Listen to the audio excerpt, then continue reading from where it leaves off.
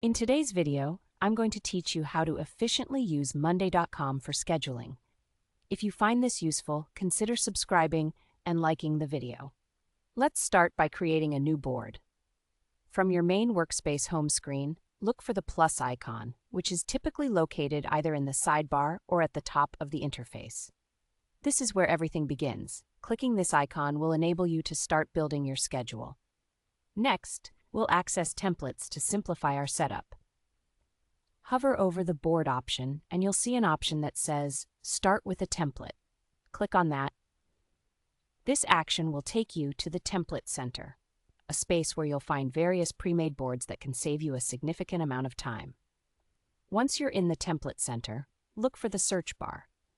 Here, type in the word Schedule or browse through the different categories available. This will show you a range of options specifically designed for scheduling tasks. After you've navigated through the templates, select one that fits your needs. A great option is the Daily Work Schedule template.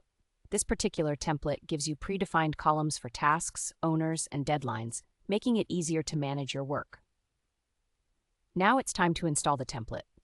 Simply click on the schedule type you've chosen and follow this by clicking Use Template. This action will generate the board in your workspace, allowing you to customize it according to your requirements.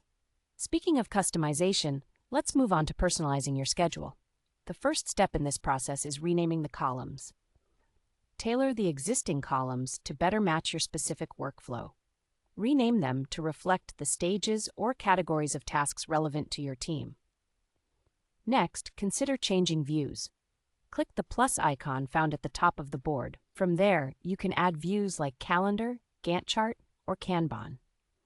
Each view offers a unique way to visualize your timeline and can help your team understand task progress in a manner that's best suited for you.